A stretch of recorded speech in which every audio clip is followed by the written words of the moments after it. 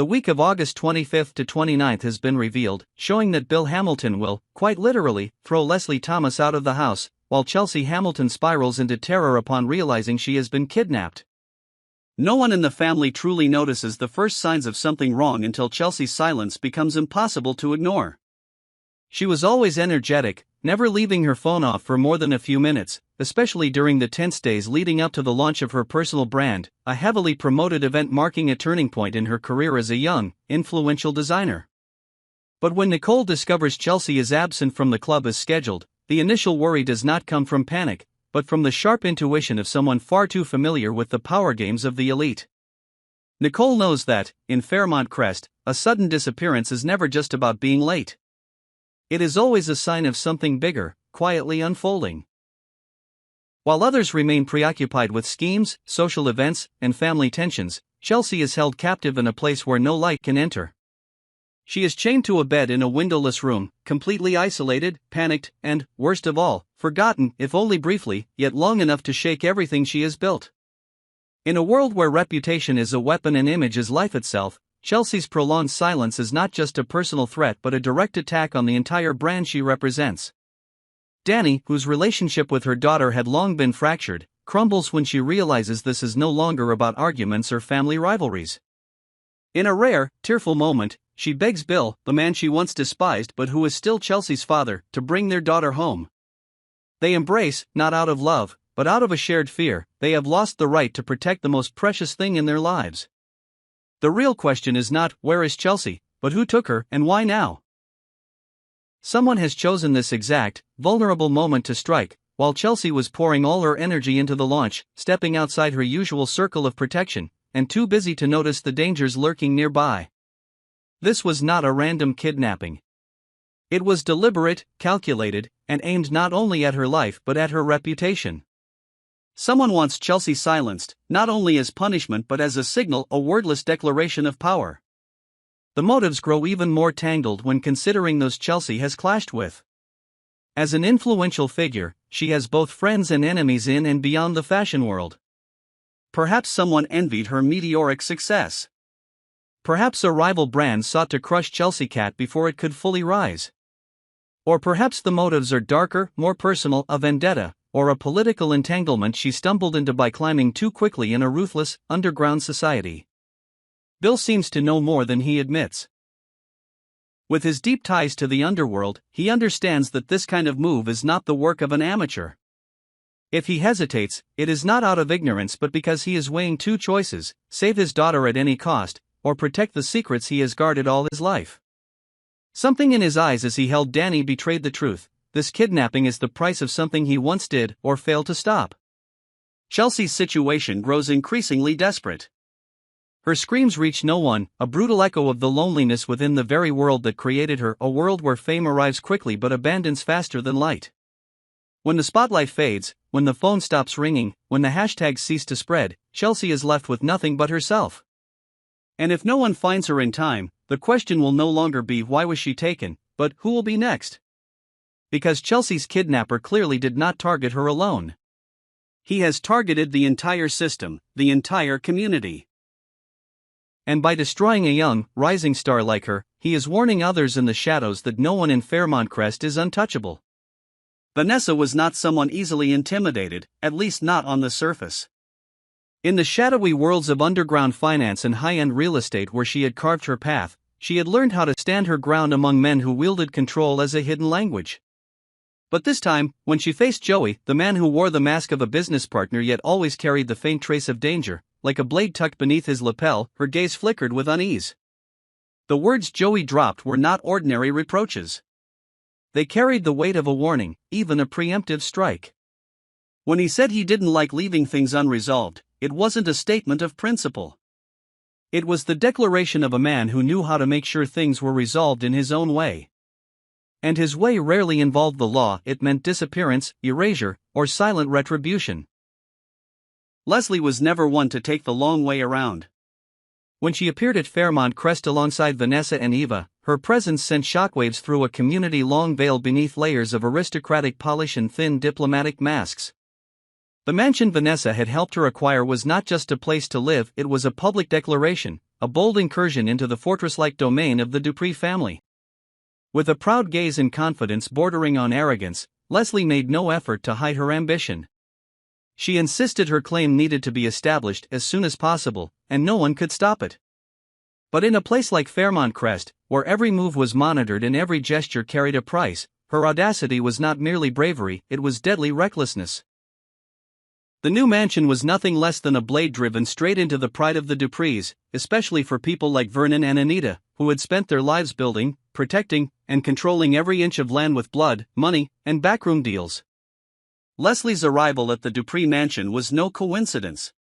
She knew exactly what would happen, and perhaps that was the very reason she did it. She hadn't come to negotiate or plead, she came to provoke, to incite, to force them into a corner where they would have to react. And react they did. When Bill coldly asked whether he could handle Leslie, Vernon didn't need a second to nod. It wasn't anger, it was a decision long prepared. Vernon was not a man to lose his temper, nor one to allow others to act on his behalf without clear purpose. So why did he permit Bill, a man with tangled ties to both Leslie and Danny, to confront her directly? Because what Leslie had stirred up went beyond personal conflict. She had unearthed a fragment of history that should have stayed buried forever, one that, if exposed, would not only ruin the reputation of a single family but trigger a domino collapse across the entire Fairmont Crest elite. The property papers Vanessa supplied were nothing but a facade, part of a larger game Leslie thought she controlled. But not everything was written into contracts. Some things lay in the hands of those who knew how to bend the rules and manipulate the system. The deal might have been signed in ink, but it would be nullified by power. Leslie might have entered the estate as a confident woman, but she was thrown out like someone unmasked. Her cry of "you devil" was not an insult, it was the last reflex of a woman who had just realized she had fallen into a trap. Not one set by Vernon or Anita, but by her own ambition and illusion of power. What doomed her was not buying a house, but daring to challenge the sanctity of legacy. The most sacred possession of the Dupree dynasty. Worse still was the fact that Leslie was not acting alone. A hidden force was pushing her forward, feeding her information and resources to play a power game in a world where every move could be crushed with a single phone call. The question was no longer why did Leslie do it, but who made her do it and to what end? Was someone trying to shatter Fairmont Crest's order from within, using Leslie as a sacrificial pawn to shake the system? Or had she stepped willingly into the game, convinced she was clever enough to win? Vernon knew what was unfolding, that was why he didn't hesitate. To him, silence was betrayal. Allowing Leslie to continue would risk darker secrets being unearthed, secrets tied to property, old names, even blood. He could not allow it. And he knew once the act was done, Leslie could never turn back. The problem was that Leslie was not the type to surrender. The public humiliation at the mansion only served as fuel for her determination. With her pride wounded, she would not stop. But to re-enter the game, she would need to learn a vital lesson. Not everyone plays by the rules, and sometimes those who seem like allies are the very ones opening the gates to ruin. What happened at the mansion was only the beginning. The larger truth, the one that made Vernon act so decisively, remained buried. And if Leslie truly wanted to win, she would have to uncover it before it was buried again, this time forever. Vanessa's question, "Are you threatening me?" was more than just self-defense. It was a hairline crack in the polished armor of confidence she always wore. She had witnessed much, as Joey himself liked to remind her, but what he didn't say was that she had also participated in more than her share. Shady transactions, unrecorded meetings, secret exchanges never passing through lawyers' hands. Their relationship had never been purely romantic, but rather a chain of overlapping deals, where every action could one day be used as evidence against the other if their alliance fractured. Joey controlled the casino, a symbol of financial power and information access. Vanessa held the real estate, the perfect tool for laundering money, concealing identities, and burying things that could never appear in public records. When these two worlds collided, what emerged was not love, but risk. Joey never confirmed or denied Vanessa's question. He didn't have to. His silence alone, his glance that lingered a beat too long, was enough to make Vanessa realize she had ventured too deep. For a long time, she believed she was the one pulling strings, that Joey was only a necessary link to draw Leslie into the mansion, legitimizing a deal that appeared lawful but was riddled with hidden maneuvers. But now, with Leslie cast out of the estate by Bill, with whispers spreading through the community about her moves, and with Joey suddenly invoking unfinished business, Vanessa understood her mistake. Perhaps Leslie was not merely a pawn, but bait. And perhaps Vanessa herself was the one being maneuvered into a trap. Joey had once said there are debts that cannot be written on paper, debts that can only be paid with silence. That phrase now echoed in Vanessa's mind like a prophecy. Over the past months, she had quietly approached key figures around Fairmont Crest not just as a broker, but as an information gatherer. She knew who had once paid cash for a private meeting with the mayor, who was arranging a third marriage to avoid scandal, and which land deals were tied to the destruction of family legacies. She believed she held power, the power of secrets. But Joey was different. He didn't need to keep secrets, because he was part of them. Men like him did not fear exposure. They always had a plan B, a fall guy, a warehouse fire, an unforeseen car accident. Now, standing before Joey, Vanessa was forced to confront herself. The choices she once took pride in had become chains. The connections that once lifted her higher now threatened to collapse beneath her feet. Joey didn't need to say he was threatening her, Vanessa already knew the answer. But what frightened her most wasn't the risk of being eliminated. It was the realization that in their relationship, she had never been the one in control. Joey had always been the one setting the rules, and now that the rules had shifted, she no longer knew whether she was still considered an ally or had already been placed on the list of problems to be dealt with. In Fairmont Crest, a question like, "Are you threatening me?" was never meant to find an answer. It was the sound of a bell tolling for a war no one wanted to lose, but one in which only a single person would still be standing when it was over. Samantha had always carried within her a simmering spirit of rebellion, one that had been fed by her youth, her sharp intelligence, and the suffocating weight of outdated moral codes her father, Martin, never stopped imposing on every breath of her life. As the daughter of a congressman, she grew up in gilded halls, amid false applause and forced smiles at endless campaign rallies. Since childhood, she had been taught to speak carefully, to appear flawless, to embody the perfect image in every photograph captured by the media.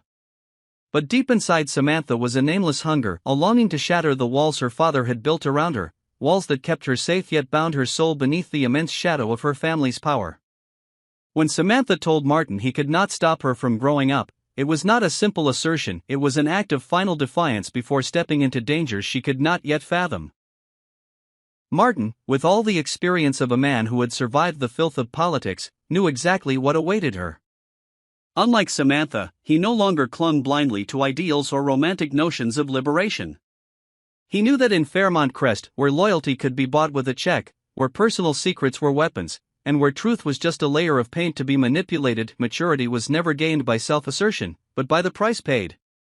Martin saw the signals Samantha ignored or refused to acknowledge. He knew she was associating with a circle of people whose charisma concealed questionable motives. He had once received a covert report on one of the very individuals Samantha had begun to trust, a man previously investigated for orchestrating data manipulation schemes to fuel dark political campaigns. He knew that her growing presence at fundraisers, youth policy discussions, and, more recently, private parties absent from any official schedule, were all signs of what he called soft recruitment. Sweet words, hollow praise, and promises of independence and self-expression, all carefully disguised traps. And Samantha was caught in the middle of that web. But Martin could do little more than warn her. He could not lock his daughter away, nor could he treat her like a child forbidden from touching the outside world. He understood that every attempt to restrain her would only push her further, driving her deeper into the very spiral he wanted to shield her from.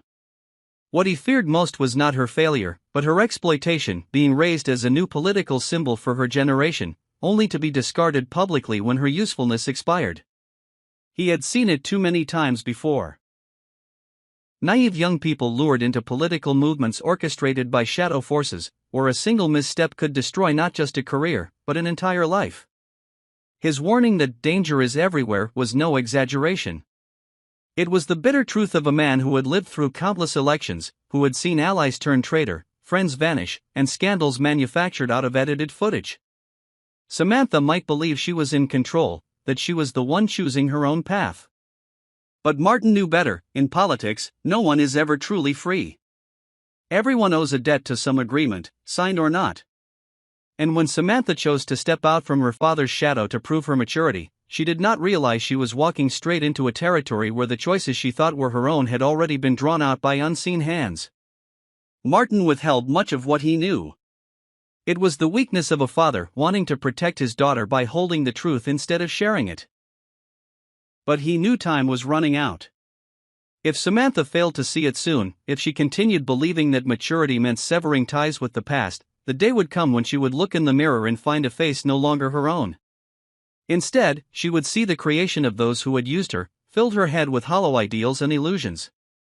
And by then, it would be too late to turn back. In Martin's world, maturity was never a declaration. It was a scar. And he feared Samantha was about to earn her first, one that would cut the deepest.